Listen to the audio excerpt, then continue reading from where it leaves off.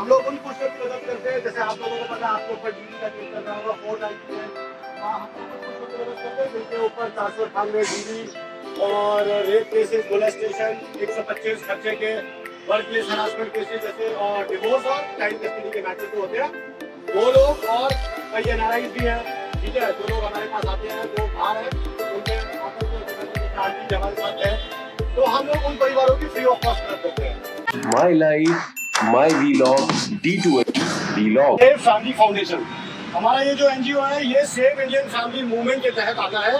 हमारा all over India में 40 से 45 एनजीओ है।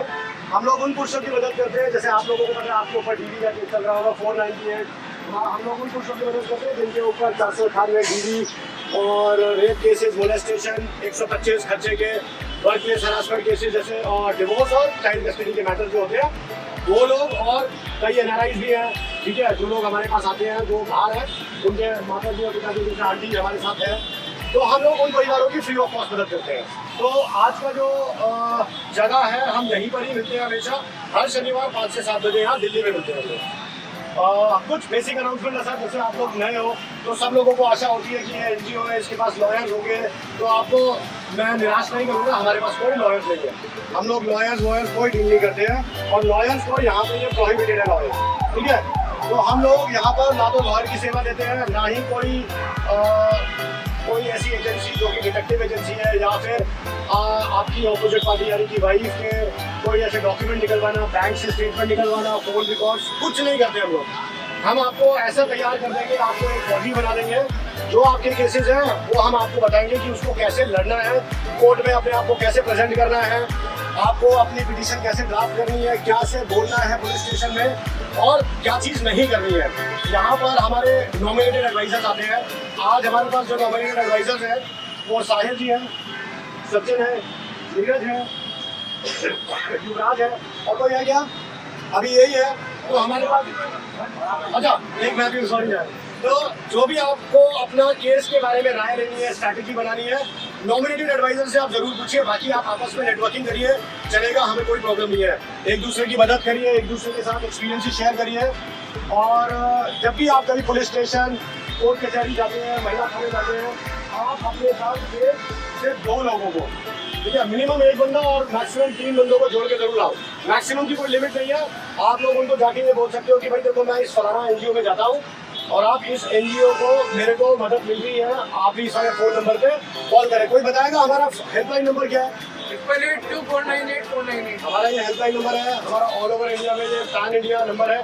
सबसे लार्जेस्ट पुरुषों के लिए जो हेल्पलाइन नंबर है 888249848। आपके जैसे भाई लोग ही इस वाले नंबर को चला रहे हैं। ऑल ओवर इंडिया में करीब 100 वॉलंटियर हैं जो कि इस हेल्पलाइन नंबर को चलाते हैं 24/7। कोई भी ऐसी समस्या होती है, आपको अगर कोई जवाब देना पुलिस स्टेशन में या कोर्ट में, आपको समझ में नहीं आ रहा, आप उस नंबर पे कॉल कर सकते हैं और राय ले सकते हो। हम लोग हमेशा आपकी मदद करेंगे। हम लोग जो भी मदद करें फ्री ऑफ कॉस्ट करते हैं। हम लोग कोई पैसा मांग नहीं करते। पाया गया है बहुत टाइम पहले भी और धीरे धीरे यहाँ पर क्या होगा, दूसरे हमारे मिलते जुलते एनजीओ के नाम रखने जाते हैं, हमसे मिलते जुलते और व्हाट्सएप ग्रुप बना देते हैं। हमारे एनजीओ का कोई भी व्हाट्सएप ग्रुप नहीं है जहाँ पे हम अपना लीगल एडवाइसेस देते हैं। हमारा कोई ऐसा एनजीओ नहीं है। हमारा व्हाट्सएप ग्रुप्स है बट एक्टिविज्म के लिए। हमारा वॉलंटियर ग्रुप है जहाँ पे हम लोग एक्टिविटीज करते हैं। वॉलंटियर थोड़ा मैं इसके बारे में थोड़ा सा बताऊंगा आपको। हम लोग क्या करते हैं, जैसे आप लोग बहुत लकी हो जिन लोगों को इस एनजीओ के बारे में पता लग गया, आप लोग यहाँ पर आ गए। अभी ऐसे बहुत सारे भाई लोग हैं जिनको इस एनजीओ के बारे में पता नहीं है। हम लोग क्या करते हैं, आपके एरिया में या दिल्ली एनसीआर में कहीं भी हम लोग जहाँ पर बहुत ज़्यादा भीड़ भाड़ वाला जो एरिया है, जैसे कोई मार्केट हो गया या मेट्रो स्टेशन हो गया, वहाँ पर हम अपनी स्टैंडीज लगा देते हैं। स्टैंडीज लगाते हैं और वहाँ पर खड़े हो जाते हैं। हमारे पास कुछ पैम्फलेट्स हैं। हम लोग अपने एडवाइजर्स को और वॉलंटियर्स को पैम्फलेट देते हैं। वो वहाँ पर खड़ा होता है। कोई भी पीड़ित व्यक्ति होता है वो आप लोगों के पास खुद आएगा, वो पूछेगा, इंक्वायर करेगा एनजीओ के बारे में, ये एनजीओ क्या है। आपको सिर्फ बताना है थोड़ा बेसिक कि एक एनजीओ है जो कि पुरुषों की मदद करता है और इंडियन सब मैटर में मदद करता है। आप ये पैम्फलेट लीजिए, इस पर नंबर लिखा है, इस पर कॉल कर लीजिए। शनिवार को दिल्ली में मीटिंग होती है, आप कृपया करके ज्वाइन कर लीजिए, फ्री ऑफ कॉस्ट करके। बस इतना सा आपका समय चाहिए। देखिए हमारे पास यहाँ पर सब लोग आते हैं वॉलंटियर्स, और कई लोगों को फायदा होता है, मतलब भाई क्या सब लोगों को फायदा हो रहा है। तो सब लोग कहते हैं सर हम आपको कुछ हेल्प करना चाहते हैं। कोई कहते हैं कि सर मैं आपको पैसा देना चाहता हूँ। तो हमारा एनजीओ कोई भी किसी भी प्रकार से पैसा नहीं लेता है। हमें सिर्फ आप लोगों का समय चाहिए।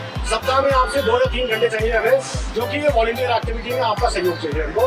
आप अपने एरिया में अनाउंसमेंट कर सकते हो, आपको ऐड कर दिया जाएगा वॉलंटियर ग्रुप में और आप अनाउंस कर सकते हो कि हम फलाना जगह पे आज मिल रहे हैं। 3 या 4 लोग काफी हैं इस एक्टिविटी को करने के लिए। हमारे ये भाई है ललित जी, ये पिछले 4-5 साल से अकेले वॉलंटियर एक्टिविटी करते हैं अपने एरिया में, ठीक है। तो ऐसा नहीं है कि 4-5 लोग चाहिए, अकेला बंदा भी सैंडी लेके खड़ा हो सकता है और बेझिझक होते हैं। इसमें आपके लिए फायदा है। इसमें फायदा सिर्फ ये नहीं है कि आप दूसरे भाई लोगों को बता रहे हो, वो तो है ही।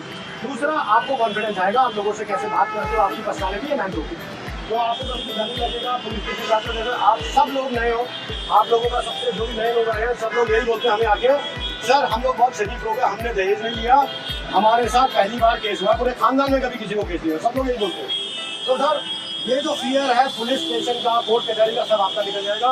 आपकी पर्सनालिटी, आपके पर्सनल जीवन के लिए प्रोफेशनल लाइफ भी आपकी सुधर जाएगी। तो इसलिए बहुत इंपॉर्टेंट है कि आप लोग आगे आइए वॉलंटियर एक्टिविटी के लिए। जो भी व्यक्ति वॉलंटियर एक्टिविटी के लिए अपने आप को नॉमिनेट करना चाहता है, ललित को नाम लिखा देना, ललित हाथ खड़ा कर देना, ललित सबका नंबर नोट कर लेगा और आपको ऐड कर देगा।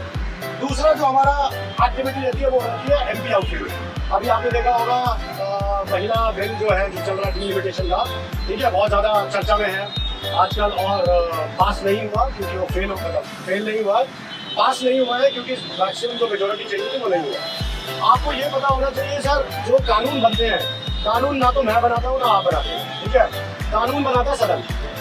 तो आप लोगों को अपनी आवाज़ उठानी पड़ेगी।